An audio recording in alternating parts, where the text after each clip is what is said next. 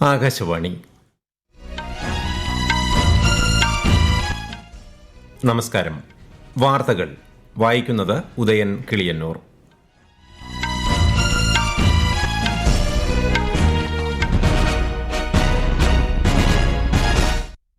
പ്രധാന വാർത്തകൾ. പാർലമെന്റിന്റെ ശീതകാല സമ്മേളനത്തിന് ഇന്ന് തുടക്കം. 13 പ്രധാന ബില്ലുകൾ സമ്മേളനത്തിൽ പരിഗണിക്കും.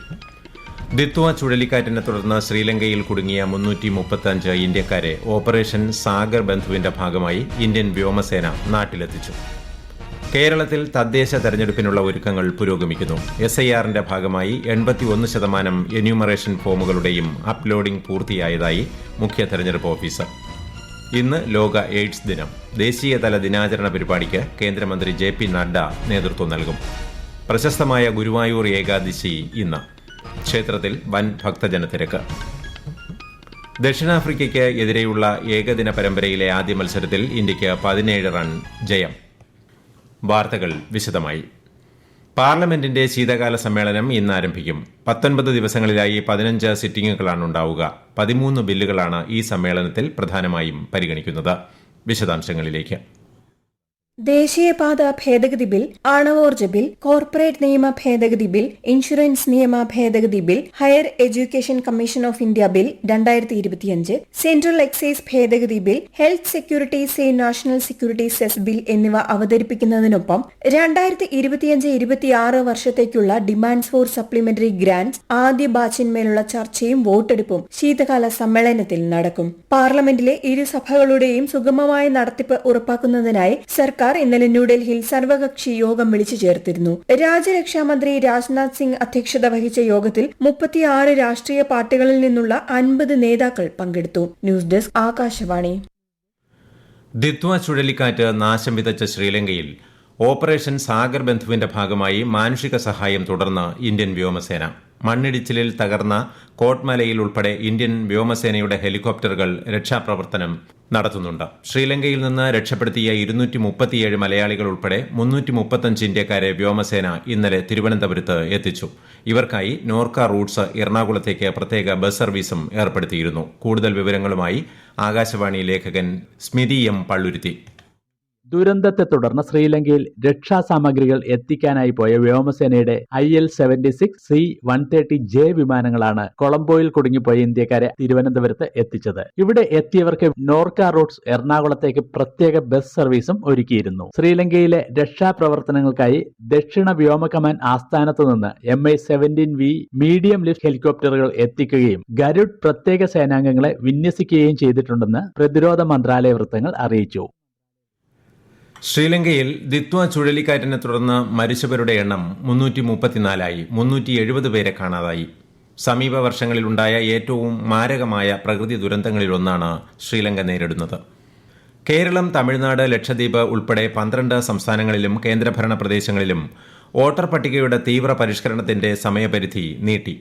ഡിസംബർ 11 വരെ എന്യൂമറേഷൻ ഫോമുകൾ തിരികെ നൽകാം. 16-നാണ് കരട് വോട്ടർ പട്ടിക പ്രസിദ്ധീകരിക്കുക. 2026 ഫെബ്രുവരി 14 അന്തിമ വോട്ടർ പട്ടിക പ്രസിദ്ധീകരിക്കും.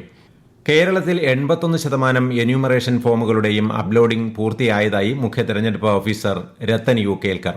ഫോം ഇതുവരെയും പൂരിപ്പിച്ച് നൽകാത്തവർ എത്രയും വേഗം BLOമാർക്ക് കൈമാറണമെന്നും അദ്ദേഹം തിരുവനന്തപുരത്ത് നടത്തിയ വാർത്താ സമ്മേളനത്തിൽ പറഞ്ഞു.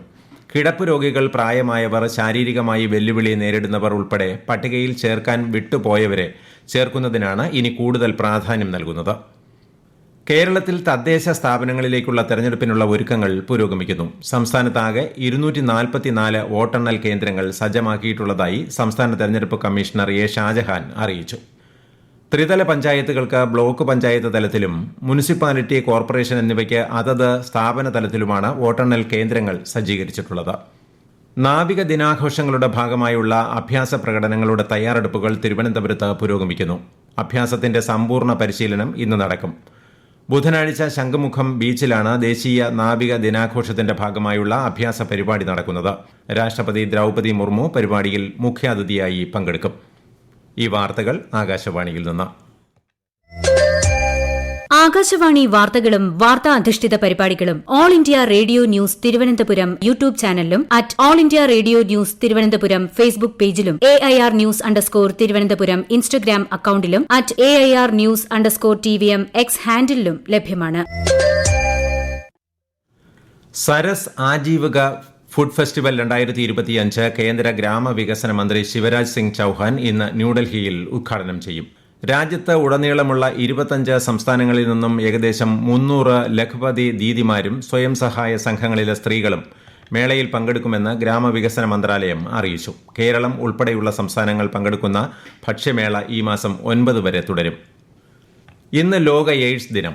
തടസ്സങ്ങളെ മറികടക്കുക, എയ്ഡ്സ് പ്രതിരോധത്തെ പരിവർത്തനം ചെയ്യുക എന്നതാണ് ഈ വർഷത്തെ പ്രമേയം. ഇന്ന് ദേശീയ തലത്തിൽ സംഘടിപ്പിക്കുന്ന ദിനാചരണ പരിപാടിക്ക് കേന്ദ്ര ആരോഗ്യമന്ത്രി JP നഡ്ഡ നേതൃത്വം നൽകും. വിശദാംശങ്ങളിലേക്ക്.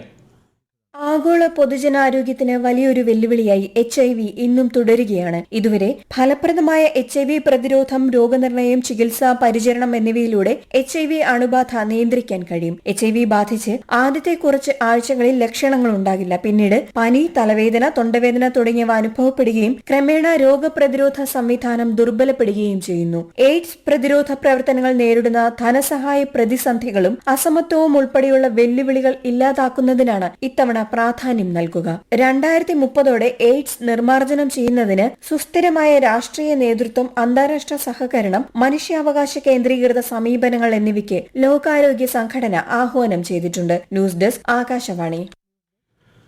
പ്രശസ്തമായ ഗുരുവായൂർ ഏകാദശി ഇന്ന്. ക്ഷേത്രത്തിൽ വൻ ഭക്തജന തിരക്കാണ് അനുഭവപ്പെടുന്നത്. ദശമി ദിവസമായ ഇന്നലെ പുലർച്ചെ 3 തുറന്ന ക്ഷേത്രനട ദ്വാദശി ദിവസമായ നാളെ രാവിലെ 8 മാത്രമേ അടയ്ക്കുകയുള്ളൂ. തുടർച്ചയായി 53 മണിക്കൂർ നട തുറന്നിരിക്കും. ഇന്ന് രാവിലെ 5 മുതൽ വൈകിട്ട് 5 വരെ സ്പെഷ്യൽ ദർശനം അനുവദിക്കില്ല. ദക്ഷിണാഫ്രിക്കയ്ക്കെതിരെയുള്ള ഏകദിന പരമ്പരയിലെ ആദ്യ മത്സരത്തിൽ ഇന്ത്യയ്ക്ക് 17 റൺ ജയം. ഇന്ത്യ ഉയർത്തിയ 350 റൺ വിജയലക്ഷ്യം പിന്തുടർന്ന ദക്ഷിണാഫ്രിക്ക 4 പന്തുകൾ ബാക്കി നിൽക്കെ 332 റൺസിന് എല്ലാവരും പുറത്താവുകയായിരുന്നു. റാഞ്ചിയിൽ നടന്ന മത്സരത്തിൽ വിരാട് കോഹ്ലി സെഞ്ചുറി നേടി. അന്താരാഷ്ട്ര മത്സരങ്ങളിൽ ഏറ്റവും കൂടുതൽ സിക്സർ നേടുന്ന താരമെന്ന ലോക റെക്കോർഡ് രോഹിത് ശർമ്മയും സ്വന്തമാക്കി. 2026 AFC അണ്ടർ-17 ഏഷ്യൻ കപ്പിന് യോഗ്യത നേടി ഇന്ത്യൻ ഫുട്ബോൾ ടീം. ഇന്നലെ അഹമ്മദാബാദിൽ നടന്ന മത്സരത്തിൽ ഇറാനെ 2-1 തകർത്താണ് ഇന്ത്യയുടെ മുന്നേറ്റം. യോഗ്യതാ മത്സരങ്ങളിലെ പ്രകടനത്തോടെ ഇന്ത്യ ഗ്രൂപ്പ് ഡിയിൽ 2ാം സ്ഥാനത്തെത്തി. കേന്ദ്രമന്ത്രി മൻസുഖ് മാണ്ഡവ്യ ഇന്ത്യൻ സംഘത്തെ അഭിനന്ദിച്ചു. തമിഴ്നാട്ടിലെ ശിവഗംഗ ജില്ലയിൽ ട്രാൻസ്പോർട്ട് ബസ്സുകൾ കൂട്ടിയിടിച്ചുണ്ടായ അപകടത്തിൽ 11 പേർ മരിച്ചു. 54 പേർക്ക് പരിക്കേറ്റു. അപകടത്തിൽ രാഷ്ട്രപതി ദ്രൗപദി മുർമു, ഉപരാഷ്ട്രപതി CP രാധാകൃഷ്ണൻ, തമിഴ്നാട് മുഖ്യമന്ത്രി MK സ്റ്റാലിൻ തുടങ്ങിയവർ ദുഃഖം രേഖപ്പെടുത്തി. 2025 വേൾഡ് സ്കിൽസ് ഏഷ്യൻ മത്സരത്തിൽ 8ാം സ്ഥാനം നേടി ഇന്ത്യ. ഇതാദ്യമായാണ് ഇന്ത്യ മത്സരത്തിൽ പങ്കെടുക്കുന്നത്. 1 വെള്ളിയും 2 വെങ്കലവും ഉൾപ്പെടെ 3 മെഡലുകളാണ് ഇന്ത്യൻ താരങ്ങൾ സ്വന്തമാക്കിയത്. രാജ്യത്തെ യുവജനങ്ങളുടെ ആത്മവിശ്വാസവും സർഗാത്മകതയുമാണ് ഇതിലൂടെ പ്രകടമായതെന്ന് കേന്ദ്ര സഹമന്ത്രി ജയന്ത് ചൌധരി പറഞ്ഞു. മുഖ്യമന്ത്രി പിണറായി വിജയന്റെ ദുബായ് സന്ദർശനം തുടരുന്നു. UAE മന്ത്രിമാരുമായി മുഖ്യമന്ത്രി ഇന്നലെ കൂടിക്കാഴ്ച നടത്തി. ഇന്ന് ദുബായ് ഖിസൈസിലെ സ്കൂളിൽ മുഖ്യമന്ത്രിക്ക് സ്വീകരണം നൽകും. മന്ത്രി Saji Cherian, chief secretary A Jayathilak, ദുബായിലെ Indian consul general Satheesh Kumar Sivan എന്നിവർ മുഖ്യമന്ത്രിയെ അനുഗമിക്കുന്നുണ്ട്. 26ാമത് ഹോൺബിൽ ഫെസ്റ്റിവലിന് ഇന്ന് നാഗാലാൻഡിലെ കൊഹിമയിൽ തുടക്കമാകും. സംസ്ഥാന രൂപീകരണത്തോടനുബന്ധിച്ച് പ്രധാന നാഗ ഗോത്രങ്ങളെ ഉൾപ്പെടുത്തി കിസാമ പൈതൃക ഗ്രാമത്തിലാണ് 10 ദിവസത്തെ ആഘോഷം സംഘടിപ്പിക്കുന്നത്. 2 പതിറ്റാണ്ടിലേറെയായി ലോകത്തിലെ ഏറ്റവും പ്രശസ്തമായ സാംസ്കാരിക ഉത്സവങ്ങളിലൊന്നായി ഹോൺബിൽ ഫെസ്റ്റ് മാറിയിട്ടുണ്ട്. മണ്ഡല മകരവിളക്ക് സീസൺ 15 ദിവസം പിന്നിടുമ്പോൾ ശബരിമലയിൽ ദർശനം നടത്തിയ ഭക്തരുടെ എണ്ണം 13 ലക്ഷത്തിലേക്ക്. 12,47,954 തീർത്ഥാടകരാണ് നവംബർ 16 മുതൽ ഇന്നലെ വൈകിട്ട് വരെ ദർശനം നടത്തിയത്. പ്രധാന വാർത്തകൾ വീണ്ടും. പാർലമെന്റിന്റെ ശീതകാല സമ്മേളനത്തിന് ഇന്ന് തുടക്കം. 13 പ്രധാന ബില്ലുകൾ സമ്മേളനത്തിൽ പരിഗണിക്കും. ദിത്വ ചുഴലിക്കാറ്റിനെ തുടർന്ന് ശ്രീലങ്കയിൽ കുടുങ്ങിയ 335 ഇന്ത്യക്കാരെ ഓപ്പറേഷൻ സാഗർ ബന്ധുവിന്റെ ഭാഗമായി ഇന്ത്യൻ വ്യോമസേന നാട്ടിലെത്തിച്ചു. കേരളത്തിൽ തദ്ദേശ തെരഞ്ഞെടുപ്പിനുള്ള ഒരുക്കങ്ങൾ പുരോഗമിക്കുന്നു. SIRന്റെ ഭാഗമായി 81% എന്യൂമറേഷൻ ഫോമുകളുടെയും അപ്ലോഡിംഗ് പൂർത്തിയായതായി മുഖ്യ തെരഞ്ഞെടുപ്പ് ഓഫീസർ. ഇന്ന് ലോക എയ്ഡ്സ് ദിനം. ദേശീയതല ദിനാചരണ പരിപാടിക്ക് കേന്ദ്രമന്ത്രി JP നഡ്ഡ നേതൃത്വം നൽകും. പ്രശസ്തമായ ഗുരുവായൂർ ഏകാദശി ഇന്ന് ക്ഷേത്രത്തിൽ വൻ ഭക്തജനത്തിരക്ക്. ദക്ഷിണാഫ്രിക്കയ്ക്കെതിരെയുള്ള ഏകദിന പരമ്പരയിലെ ആദ്യ മത്സരത്തിൽ ഇന്ത്യയ്ക്ക് 17 റൺ ജയം. വാർത്തകൾ കഴിഞ്ഞു. അടുത്ത വാർത്താ പ്രക്ഷേപണം ഉച്ചയ്ക്ക് 12:30.